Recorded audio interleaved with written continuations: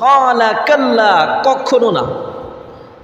তোমরা যে বলছো ইন্না লামুদরাকুন, আমরা পাকড়াও হয়ে গিয়েছি, ধরা খেয়ে গিয়েছি, কখনো না।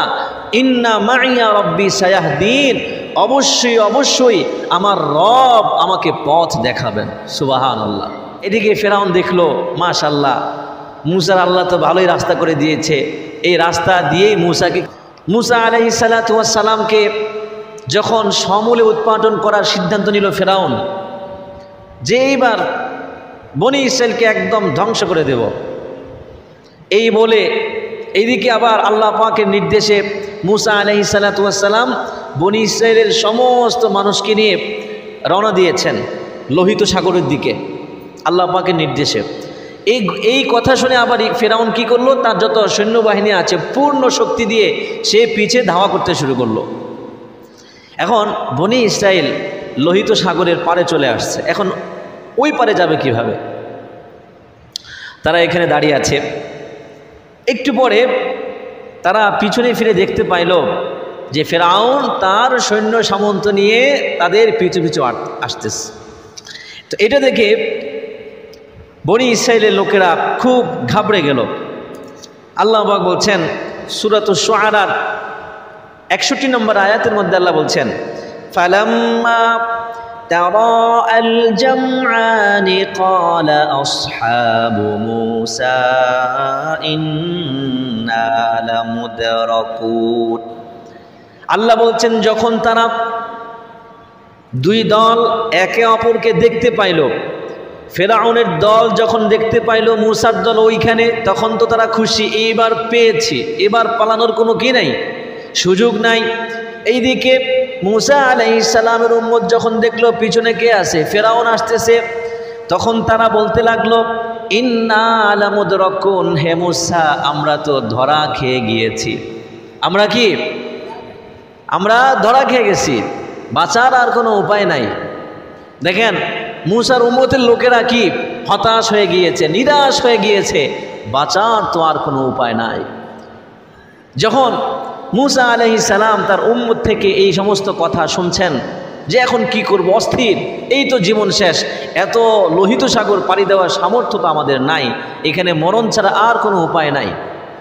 একজন মানুষ যখন দেখে যে মরণ তার কাছাকাছি, তখন সে এমনিতে হতাশ হয়ে পড়ে, বাঁচার তো কোনো কি নাই, উপায় নাই।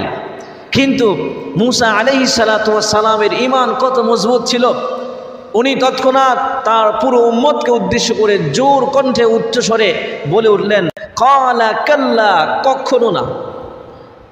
তোমরা যে বলছো ইন্না লামুদরাকুন, আমরা পাকড়াও হয়ে গিয়েছি, ধরা খেয়ে গিয়েছি, কখনো না।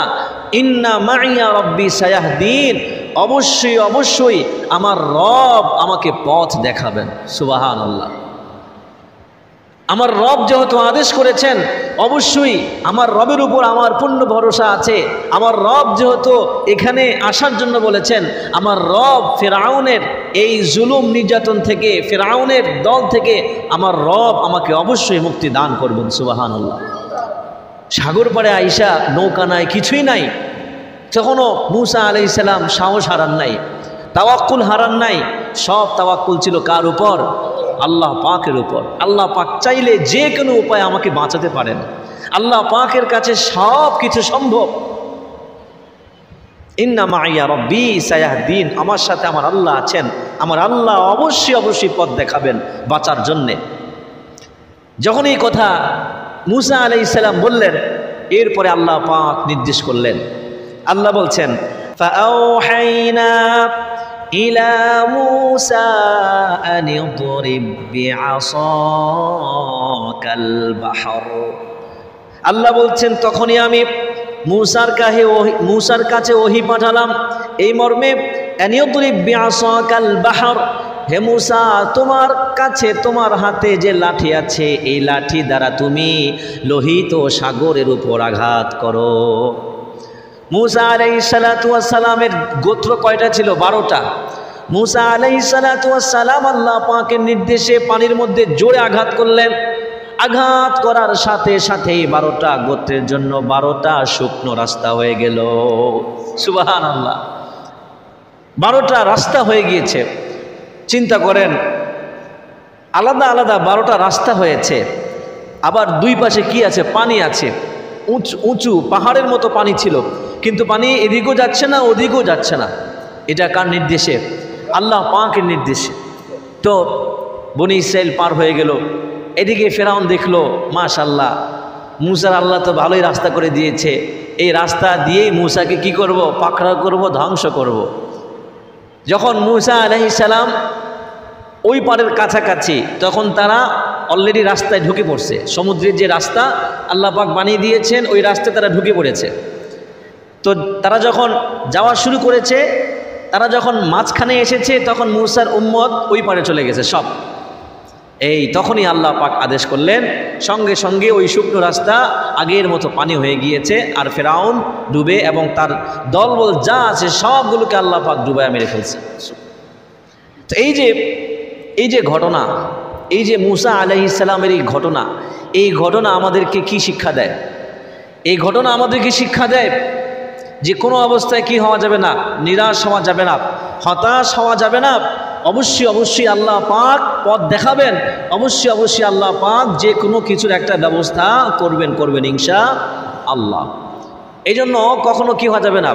বলেন, নিরাশ হওয়া যাবে না। অনেক মানুষ বিপদে পড়লে নিরাশ হয়ে যায়, হাই হুতাশ করতে থাকে। মুমিনের তো উচিত যে বিপদে পড়লে সবার আগে এই কথা বলা, আল্লাহ পাক অবশ্যই আমাকে এই বিপদ থেকে উদ্ধার করবেন। ভরসাটা সবার আগে আল্লাহর উপর করা, তারপরে দুনিয়াবি দিক থেকে যেভাবে পারা দরকার, যেভাবে চেষ্টা করা দরকার সেভাবে কি করা চেষ্টা করা চাই। আমরা তো এটা করি না। আমরা কি করি? আগে মানুষের দ্বার ধারি, যে ওনার কাছে গেলে হয়তো আমি এই বিপদ থেকে কি পাবো? উদ্ধার পাবো। ওনার কাছে গেলে হয়তো এই বিপদ থেকে আমি কি নিস্তার পাবো।